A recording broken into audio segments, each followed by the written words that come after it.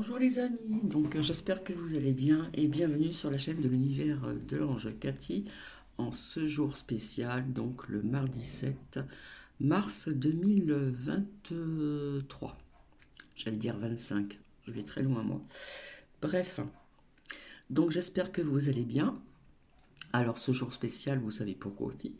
Et un jour spécial aussi parce que c'est l'anniversaire d'un proche, voilà, qui va avoir 65 ans et qui est donc en maison de rééducation via ce qui s'est passé au niveau de sa santé. Donc je vais l'appeler, voilà. Donc rééducation, trois quarts d'heure le matin, etc. Et ça s'annonce positif pour retrouver des capacités. Demain c'est aussi l'anniversaire d'une proche aussi, très proche aussi. Voilà, un an et un jour de différence, faut le faire, hein. Voilà, donc j'espère que vous allez bien. Je vous ai mis quelques petites choses sur la communauté. Et puis je vais vous lire donc la phrase du jour. Alors qu'est-ce que la foi?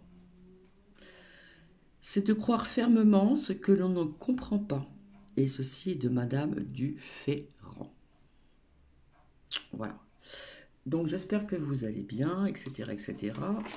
J'avais envie de vous faire écouter quelque chose et pas visionner parce que je crois que c'est hier, ce que je vous ai fait donc écouter. Je pensais pas du tout que ça allait venir jusqu'à vous hein, via ce qu'on dit au niveau des noms.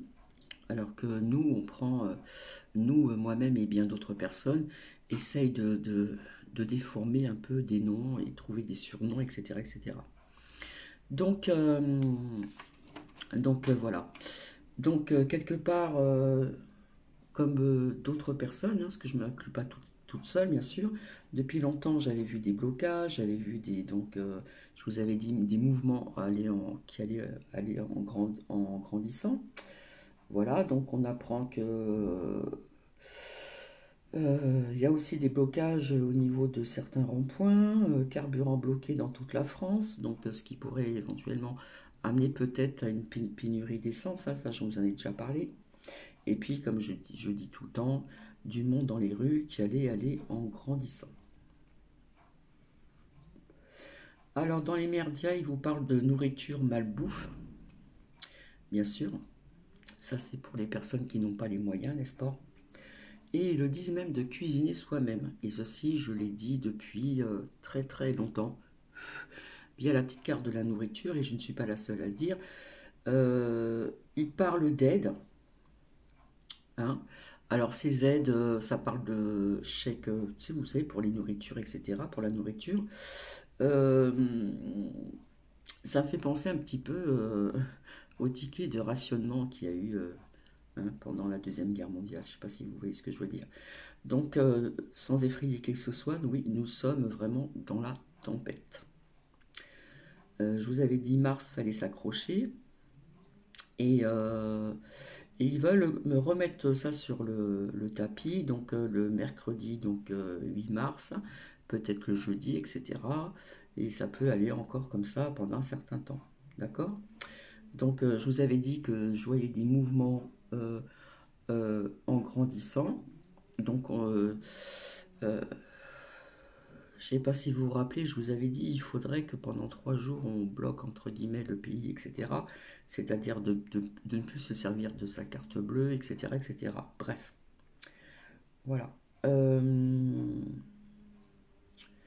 alors à mon avis, je ne sais pas si notre roi Tolède sera donc à Paris, hein. Vous savez très bien que quand il se passe des choses comme ça, il n'est jamais présent. Alors apparemment, j'ai appris que il y a des prisonniers qui ont fait une chanson, euh, oui, qui a été faite par des prisonniers aux USA. Et on reparle donc de Trompette qui veut revenir, vous savez, la belle Maison Blanche là, en 2024. Je vous avais dit qu'on reparlerait de lui pour les personnes qui me suivent depuis longtemps. Alors je vous dis ça parce que sur YouYou, il y a une personne, je ne dirai pas son nom bien sûr, euh, qui, euh, qui aurait dit, hein, parce qu'on me l'a envoyé, donc j'ai écouté, qui aurait dit que c'était la première personne à parler de problèmes d'eau, etc., de faire attention, etc. Non, ma très chère, tu te la pètes un petit peu trop. Euh, il n'y a pas que toi, il y a beaucoup d'autres personnes qui l'ont dit. Hein. J'ai été une des premières à parler de ceci. Eh ben non. Eh ben non, eh ben non. Bref, je ne dirai pas, euh, comment dire, le nom de sa chaîne, bien sûr. Et quand j'ai quelque chose à le dire, j'aime bien le dire et j'aime bien être franche. Donc voilà. Alors ce matin, j'ai sorti donc Nookie. Donc j'avais pas pris mon parapluie. Je me suis dit oh ça va aller, etc. Et puis du coup il a plu un petit peu. Bon bref, je voyais plus clair avec mes lunettes. Et ce qui m'a comment dire ému, c'est un papa qui accompagnait sa petite fille à l'école. Elle m'a vu, elle m'a fait coucou, coucou, sur le trottoir. Je lui ai fait coucou. Et puis après, elle m'a envoyé des bisous comme ça avec la main. Donc je lui ai renvoyé, c'était trop mimi. Voilà. Donc ça, c'est dès le matin, vous voyez, une petite fille qui vous fait des petits bisous, qui vous fait un petit coucou de loin. C'est trop mimi. Donc voilà, je ne sais pas si j'ai oublié de dire certaines choses. Et là, je vais vous faire donc écouter. Alors, où c'est que j'ai noté ça? Qu'est-ce que je... voilà, on parle des réformes des retraites, peut-être fin des remboursements de la Sécu via les AVC, alors qu'il y en a de plus en plus, n'est-ce pas? Et je suis bien placé pour le savoir, hein. Via ce proche qui est à l'hôpital, dans les Alpes-Maritimes, dans la capitale des parfums, cette ville capitale des parfums. Donc voilà, puis ça parle un petit peu d'autres choses, etc. Donc, donc oui, nous sommes vraiment au cœur de la tempête, hein, comme depuis un petit bout de temps d'ailleurs. Et je vous avais dit qu'il y aurait, comment dire, des choses qui allaient se greffer petit à petit, voilà, sans vous effrayer, hein, bien sûr. Alors donc voilà, les carburants sont bloqués dans toute la France, donc ce qui pourrait amener dans les jours à suivre euh, peut-être pénurie, peut-être pas partout dans la France, mais des personnes qui auront du mal à trouver ceci. Euh, la RATP, machin, etc. Très peu de trains, très peu de ceci, très peu de tramways, très peu de bus. Alors sincèrement, depuis ce matin, je n'ai pas vu de bus passer, donc je vais surveiller un petit peu tout ceci. Parce que c'est rare ici quand il y a la grève des bus. Donc j'ai découvert ce partage ce matin, donc je l'ai écouté, ça dure pas très longtemps. Excusez-moi, je vais éternuer. J'allais, tiens, pardon, éternuer, c'est fait. Alors petit donc café, voilà. Et j'ai ma fille qui m'a envoyé un colis, parce que j'avais oublié des choses là-bas. Et elle m'a envoyé, donc je ne sais pas si vous allez le voir, ce qui était posé sur la table pour l'anniversaire au bowling avec ses amis, 9 ans. Alors bien sûr, ça s'est dégonflé. Voilà, je vais le poser ailleurs. Donc c'est un petit souvenir, bref. Donc je vous souhaite une bonne écoute. Je vous ferai donc écouter autre chose en ce qui concerne ce que je vous avais dit au niveau du séisme en Turquie et en Syrie. Certaines choses dont je vous ai aussi donc partagé en ce qui concerne quand je vous disais qu'il faisait la pluie et le beau temps. Voilà. Donc je vous le ferai écouter dans la journée, mais plus tard parce que là après j'ai des coups de fil à donner, etc. Toujours des démarches, etc., etc. Donc vous voyez, dans les merdiers, ils vous disent bien de faire votre cuisine vous-même. Voilà.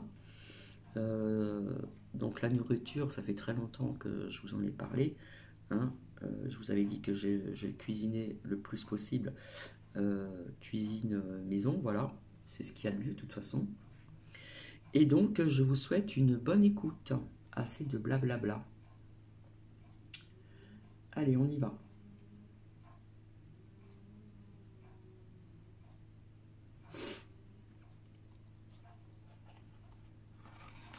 j'ai envie de dire, de la pleine lumière. Donc n'hésitez pas à soutenir, à diffuser, parce que il y a comme une ombre qui règne lorsqu'on traite certains sujets. On va revenir d'ailleurs sur Emmanuel Macron en Afrique, et cette image a fait énormément jaser. Ce qui est intéressant, c'est que la presse aux ordres ne reprend pas cette information. Il est très difficile de la trouver. Le seul journal qui en parle un peu... Alors cette photo, peut-être que vous l'avez déjà vue. On en parle dans les réseaux. Donc voilà, de la bière accompagnée de jeunes Africains à ses côtés. C'est le Parisien, vidéo, Macron fait la fête, une bière à la main, dans les rues de Kinshasa. Et il est dit dans l'article que de nombreux internautes ont trouvé cette fête déplacée dans la mesure où les Français souffrent et vont manifester aujourd'hui, le mardi 7 mars, journée de contestation, journée de manifestation. J'en parle dans un instant. Alors, dans la presse, qu'est-ce qu'on a à la place? Eh bien, on a cet article du Monde qui est assez ironique dans une certaine mesure. La France doit rebondir en Afrique. Lors de son voyage au Gabon, en Angola, au Congo-Brazzaville et en RDC, Emmanuel Macron a réaffirmé sa volonté d'engager une nouvelle relation avec le continent africain, tentant de contrarier le sentiment d'une France en perte de vitesse. Reste à concrétiser ce souhait d'un nouveau départ. Bien, ça c'est de la langue de bois, ça ne parle pas. Je vous avais dit qu'il avait été hué, donc là-bas, et les Africains ne se laissent pas faire non plus. Donc je vois quelque chose au niveau de l'Afrique qui va se passer par la suite dans le bon sens. Parce que vous savez que là-bas, il y a des trésors en Afrique. Évidemment, ça n'évoque pas tous les échecs d'Emmanuel Macron, j'en ai présenté quelques-uns, mais il faut savoir que le dossier était très épais entre les opposants qui critiquaient la venue d'Emmanuel Macron, les journalistes qui ont écrit dans la presse africaine des éditos au vitriol contre Emmanuel Macron. Alors, il va falloir revenir un petit peu en arrière. Souvenez-vous de ma vidéo de cet été, Emmanuel Macron fait une visite en Afrique, et il réunit les chefs d'État africains et il leur dit cette chose: vous devez soutenir la croisade contre la Russie. Et les chefs d'État africains donnent une véritable leçon d'économie à Emmanuel Macron en lui expliquant que de toute façon la France n'a rien à apporter au continent africain, tandis que Vladimir Poutine, eh bien, lui apporte du blé et du maïs, c'est-à-dire qu'il ces deux apports, évidemment, permettent de nourrir la population africaine. Ce fut une humiliation. La presse aux ordres comme Le Monde n'a absolument pas évoqué ce problème. C'est la position française anti-russe qui conduit aujourd'hui la France à être complètement dans le reculoir en Afrique. On voit bien que les conséquences de cette guerre ne sont pas seulement nationales, mais aussi internationales avec nos anciens alliés. Ce qui explique évidemment que Macron n'est plus tout à fait le bienvenu sur le continent africain. Est-ce que c'est évoqué dans le journal Le Monde? Bien sûr que non. Ils nous utilisent comme ça des métaphores qui ne signifient rien. Il faut réinventer une nouvelle relation. Ça ne signifie strictement rien. C'est bien du langage de propagandiste. Et puis Emmanuel Macron se retrouve dans une situation un petit peu compliquée. Alors vous savez comment il agit dans ces circonstances. Il va utiliser quelque chose qui pourrait plaire au public, quelque chose qui irait, j'ai envie de dire, qui irait dans le sens du poil, sans faire de mauvais jeu de mots. Et là, nous découvrons dans le titre « Précarité menstruelle », Borne annonce le remboursement des protections périodiques réutilisables par la sécurité sociale. La mesure annoncée ce lundi soir sera effective à partir de l'an prochain pour les moins de 25 ans. Alors d'abord, il faut être très prudent parce que quand le gouvernement annonce quelque chose, notamment une mesure qui paraît très favorable à une partie de la population, il a tendance à l'abandonner quelques semaines après. C'est ce qu'on appelle des effets d'annonce. On se souvient en effet qu'hier, j'ai présenté ce fameux panier anti-inflation qui nous avait été présenté en grande pompe et qui a été abandonné. C'est l'année prochaine, donc ça a un certain coût. Mais s'ils veulent rembourser les soins intimes, on apprend dans la presse quelque chose d'absolument terrible: fin du remboursement d'un système pour traiter l'AVC. L'AVC, mais il y a de plus en plus d'AVC. On est dans l'incompréhension la plus totale, réagit le directeur de l'hôpital Fondation Rothschild. Depuis le 1er mars, les cathéters des thromboaspirations, un équipement de pointe dans le traitement des AVC, ne sont plus pris en charge par la sécurité sociale. Est-ce que ce gouvernement n'est-il pas en train de déshabiller Pierre pour habiller Paulette? Ça, j'avoue que je suis en train de me poser la question. Et puis on sait comment fonctionne ce gouvernement, ils utilisent comme cela des mesures pour apparaître aux yeux des plus naïfs comme des ministres proches du peuple. Tout cela c'est archi bidon. Réforme des retraites, parce que cette mesure, elle accompagne la réforme des retraites, elle essaie de donner une bonne image. Eh bien, la réalité, elle est un petit peu différente lorsqu'on regarde le cas Emmanuel Macron. En effet, Mediapart nous explique que l'exécutif veut à tout prix éviter un tel scénario, c'est-à-dire le blocage total du pays et l'échec du vote de la réforme, qui porterait un sacré coup à sa quête de légitimité. Là, on parle d'Emmanuel Macron. Le voilà réduit à espérer d'une part une aide de la droite sénatoriale pour accélérer l'examen du texte, ce qui a été fait, et d'autre part un essoufflement de la contestation après le 7 mars. Ça, c'est à voir. Sous le vernis de la certitude, la séquence commence à ébranler la Macronie. C'est pour cela que je vous parle d'un Macron bashing, parce que les premières critiques commencent à être émises dans le camp Macron. Le seul sujet maintenant, c'est que cette réforme passe, souffle un proche du chef de l'État. Je crois que le PR, le président de la République, n'en a plus rien à faire du contenu. L'objet n'est plus que politique. En fait, Emmanuel Macron se moque de la réforme des retraites. Ce qu'il ne veut pas, c'est qu'on conteste eh bien, son pouvoir, sa légitimité. Et il est prêt à tout.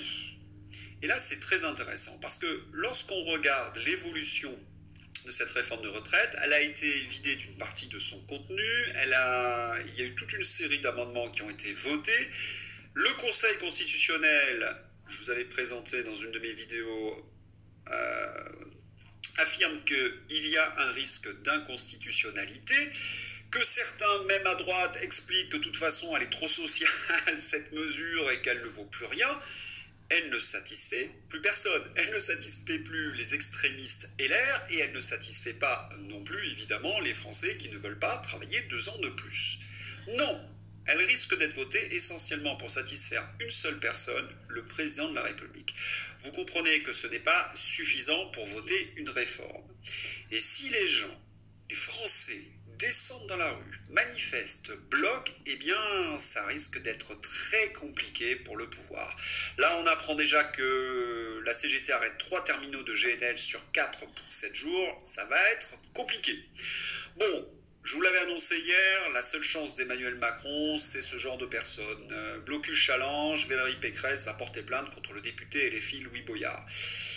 On ne sait pas qui relance qui. Valérie Pécresse est au fond du trou. Je ne crois pas que cette façon de faire lui permette d'exister réellement. Quant à Louis Boyard, sa mesure est illégale et elle risque aussi de se retourner contre lui. En tous les cas, ce qu'on espère, c'est que les Français soient nombreux dans la rue et que les blocages fassent reculer le gouvernement et que se développe un certain Macron bashing. Car, en fin de compte, quelles sont les bonnes nouvelles pour le gouvernement? Eh bien, il n'y en a pas du tout. Voilà ce qu'on apprend, par exemple, dans la presse économique. Et là, nous avons quand même quelque chose qui devrait réagir l'ensemble des Français. François Langlais, c'est quand même un économiste libéral. Sur 12 € que coûte un baril de lessive Procter & Gamble, Ariel, je crois, 3 € est pour l'actionnaire. L'inflation prend au petit pour donner au gros aujourd'hui. C'est Robin des Bois à l'envers. Et ce que dit évidemment François Langlais est très juste. La régulation des dividendes devient obligatoire pour les grosses entreprises. Mais que critique particulièrement François Langlais? Il critique l'économie qui a été mise en place par l'Union européenne et par les Américains. Ça devient intéressant que certains économistes commencent à se rendre compte que c'est une véritable impasse et qu'on ne peut plus continuer comme ça. Car la réalité, c'est que si les gros se gavent, eh bien les petits artisans, eux, souffrent. Nicolas Meillan nous annonce que 116 boulangeries ont fait faillite en janvier, soit grosso modo autant que le nombre de sangsues qui sucent le sang d'EDF depuis 10 ans. Vous préférez quoi entre la faillite d'une centaine de sangsues et celle à venir de milliers d'artisans? Alors, je ne suis pas la seule non plus, hein. Je vous avais parlé de faillite de petites entreprises, mais aussi de grandes entreprises. 10 ans. Et oui, on nous annonce de très nombreuses faillites. C'est sur cette chaîne d'ailleurs qu'on vous a expliqué que ce n'était plus possible pour nos artisans et que Emmanuel Macron avait choisi les gros contre les artisans. Et certains vont me rétorquer, mais ça a été dit sur cette vidéo, que c'était d'ailleurs une grande partie du projet du World Economic Forum de faire en sorte qu'il n'y ait plus que de très grosses entreprises et de limiter l'artisanat. Vous comprenez que si les économistes se mettent à tirer sur le Mozart de la finance, je dis cela évidemment de manière ironique, c'est déjà le début du Macron bashing. D'autant plus que une mauvaise nouvelle n'arrive jamais seule pour l'économie française. Nous apprenons dans le plan Biden, une pluie d'investissements européens tombe sur le sol américain. Séduits par les subventions de Joe Biden et les prix de l'énergie aux États-Unis, les grands industriels européens investissent aux USA. Si les industriels investissent aux USA, c'est autant d'investissements de moins pour la France et ce sont nos emplois qui sont en train de partir aux États-Unis. Voilà la conséquence de la guerre en Ukraine. Et qui est le chef de l'État? Emmanuel Macron, ai-je besoin de vous le dire? Il y a comme une prise de conscience pour une certaine élite économique qu'il va falloir absolument cesser ce genre de système. On ne peut plus ouvrir toutes les frontières, on ne peut plus faire la guerre pour les Américains parce qu'on est tout simplement en train de se noyer. Et on lit dans la presse économique qui n'appartient pas à Emmanuel Macron des articles de plus en plus virulents contre l'Europe, et ça c'est nouveau, et contre Emmanuel Macron.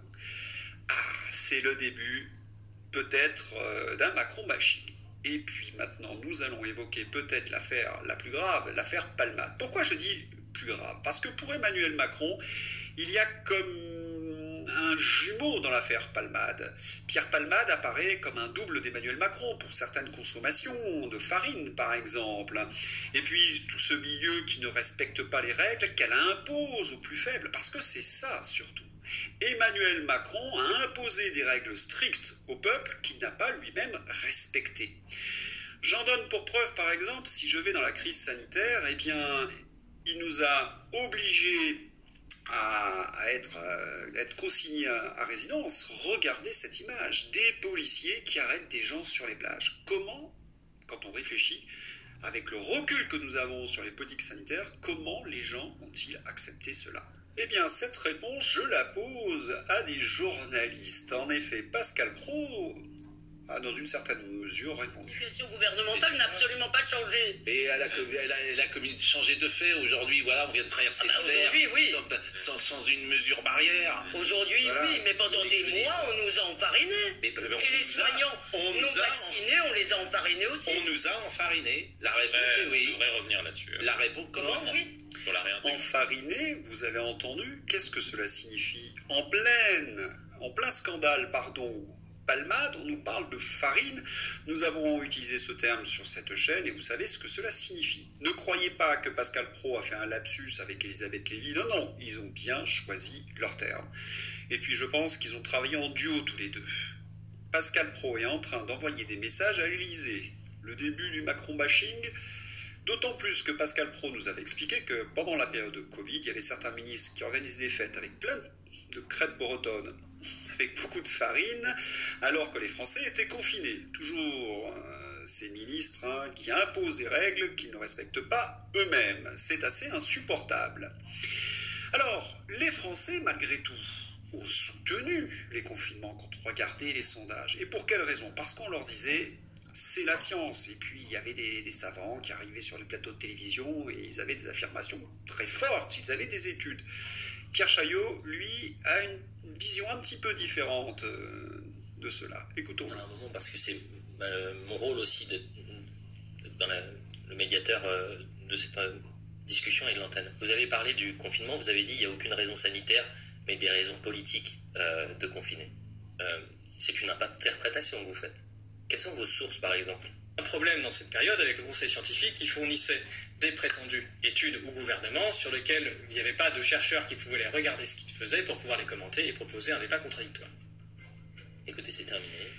Et oui, les études qui étaient proposées aux Français n'avaient pas toute la rigueur scientifique. Et je vous renvoie d'ailleurs aux livres de Vincent Pavant, de Pierre Chaillot, de Mucchielli, là-dessus. Ils ont les chiffres, ils ont les démonstrations. Je résume.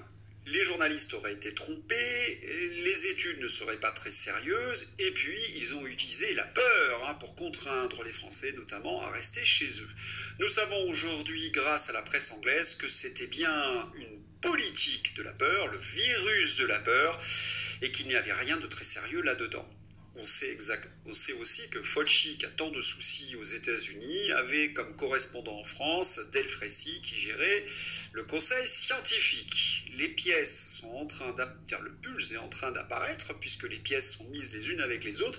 Alors, nous, journalistes de leur information, nous savons cela depuis des années, nous avons essayé d'informer, mais nous n'avons pas pu parce que nous avons dû combattre certaines personnes. Et bien on va les regarder, ces personnes. Les voilà par exemple, les fameux fast-shakers. Alors je voudrais juste vous dire que j'ai bien parlé de fast-shaker et non pas de fact-shaker. Un fact-shaker vérifie les faits. Eux, ils se précipitent fast-shaker chez Véran ou chez Macron pour savoir quelle était la propagande à fournir aux Français. Et nous les voyons se réunir pour dire que ce qu'affirme Pierre Chaillot, c'est n'importe quoi, et les seuls arguments qu'ils ont, ce sont des arguments ad nominem.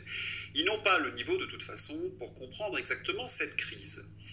Et c'est bien là le problème. C'est-à-dire que les gens qui ont été choisis, les Julien Pain, les Tristan Mendès France, ne sont pas des scientifiques, ce ne sont pas des gens très intelligents, ce sont des jeunes garçons ambitieux qu'on a placés en première ligne, un petit peu comme ces jeunes Ukrainiens à Bakhmout.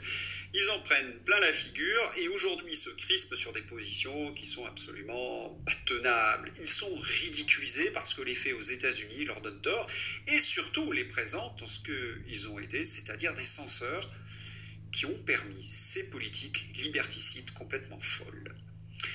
Et puis on va rire un peu parce que de temps en temps il y a des nouvelles comme ça qui nous permettent de se divertir. Vous avez donc un de ces fast shakers qui s'appelle la Tronchambier et cette andouille a fait une ligne de vêtements TEB, la Tronchambier pour les enfants. Le seul ennui, c'est que ça fait j'aime la teub, c'est-à-dire j'aime la Tronchambier, mais j'aime la teub dans un langage familier, ça veut dire autre chose. Et le gars se trouve accusé, évidemment, comme Pierre Palmade, d'être un spécialiste de la petite enfance. Il s'en défend.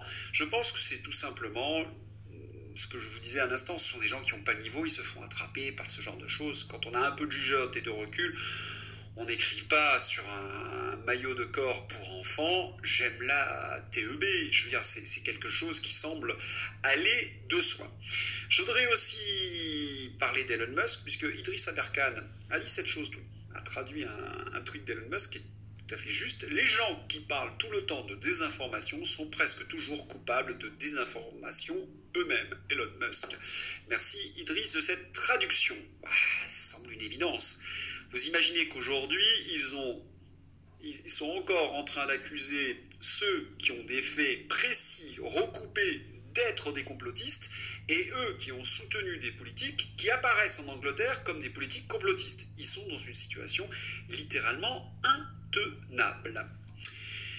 Nous allons maintenant passer à l'Ukraine, puisque voilà ce qu'on trouve sur BFM TV. Alors là, j'avoue qu'après le journal Le Figaro, les soldats ukrainiens ont l'impression d'être de la chair à canon, article de BFM. Selon le soldat ukrainien, l'équipement de l'armée ukrainienne date des années 1938-1943. On nous avait promis des abusés, des soldats ukrainiens racontent leur enfer, alors que la ville de Bakhmout, dans l'est de l'Ukraine, est sur le point de tomber aux mains de l'armée russe. Les soldats expliquent leur quotidien. Vous imaginez que c'est un article BFM. Alors, si BFM reprend les analyses de Xavier ou de Sylvain, là, je crois que le Macron-bashing va pouvoir commencer. Je répète, Emmanuel Macron a financé une grande partie de l'Ukraine à raison de 17 milliards. Où ils sont ces 17 milliards? Dans les équipements des soldats ukrainiens? Manifestement non. Où ils sont ces 17 milliards? Dans les poches peut-être des oligarques?